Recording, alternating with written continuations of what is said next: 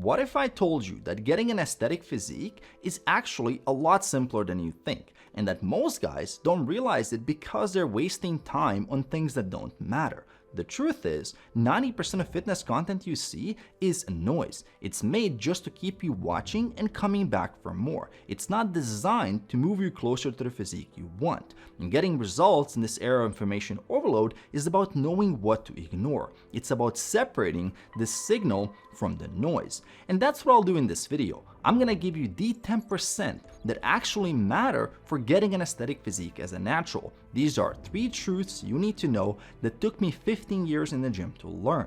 And the first truth is, to get an aesthetic physique, you need a lot less muscle than you think. If you're like me, and most guys who are into fitness, you probably see new videos about maximizing muscle growth all the time. New studies, new workout routines, new training techniques, and this does 2 things. First, you feel like you're always missing out on some new better thing, while in reality, what gets results hasn't changed in decades. Second, it's making you focus on a goal that is probably not even your own goal. I don't know about you, but I'm not training to become a bodybuilder or a powerlifter. All I ever wanted was a lean, healthy, athletic physique.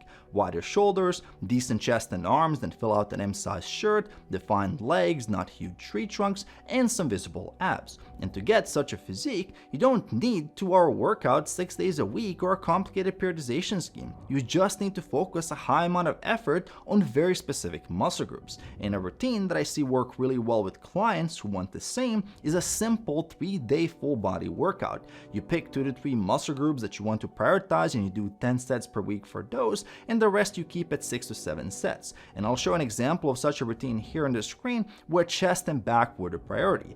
These workouts take less than an hour to complete while producing amazing results. And the best part is, you can tailor the plan based on your exact goals. If you want to focus more on arms, you do those earlier in the session and add more sets while reducing something else. And the key is pushing your sets very close to failure where you can barely do 1 more rep, and over time, it's about getting stronger in these moderate rep ranges and hitting the like button on my videos. This is the same way I built my physique, by focusing on the fundamentals that never change.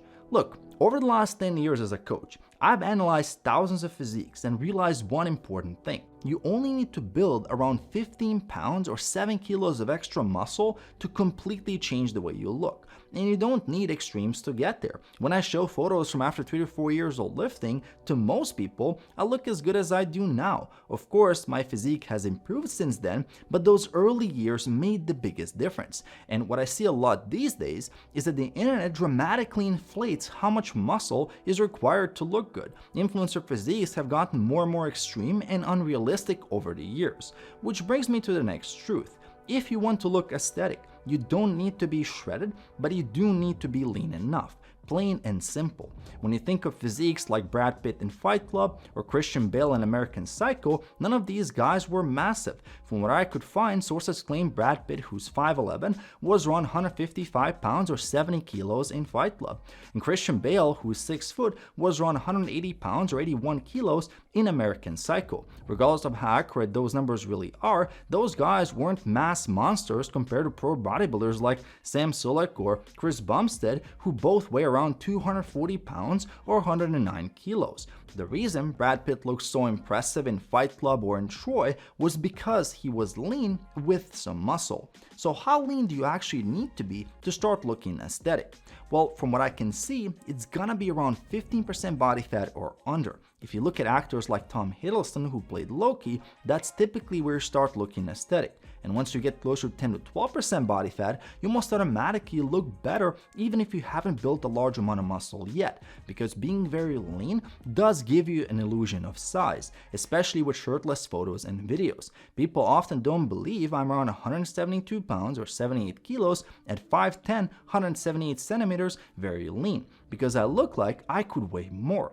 And with so many being overweight and social media pushing unrealistic physiques, there's been a lot of body weight inflation. People think a normal weight for someone who's 5'10", 178 centimeters is 200 pounds or 91 kilos, and that's far from reality.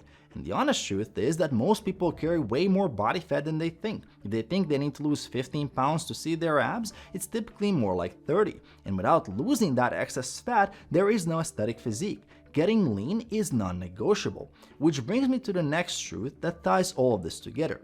Most guys fail to get a great physique because they make it harder than it needs to be. A good analogy for this comes from the world of investing. There's a reason long-term investors win. Warren Buffett didn't get successful day trading stocks and making aggressive moves every week. He did boring value investments and held them for longer than anyone else, because time is the real multiplier of results. In order to get an impressive above average physique, it's going to take a couple of years of really solid, consistent effort. And most people don't fail because their approach isn't intense enough. They fail because their approach is trying to shortcut the process, and it isn't something they can repeat for months and years on end. It's so easy to get caught up in going for faster results and completely disregard time and sustainability. The reality is, most of fitness advice out there can work. Keto can work, multiple day fasting can work, running every day can work, a 6-day-a-week intense bodybuilding split can work, but all of this only works as long as you can keep doing it.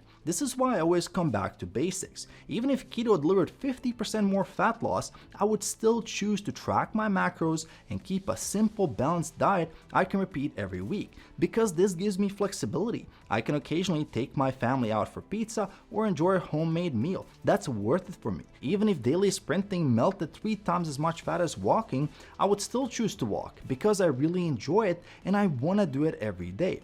And honestly, it just slows life down for a minute. I'm not optimizing my entire life for fat loss, and this is why I've been able to maintain a steady fitness routine for the last 15 years, having traveled to more than 50 countries and now with 2 young kids. It's not as cool as telling people I'm doing cold plunges or taking 100 supplements or fasting for a week, but this philosophy has delivered consistent long-term results for me and the guys I've coached. And if you'd like to work with me, check out the coaching link in the description below. Also leave another important video here for you at the end, so check out that video and I'll see you right there.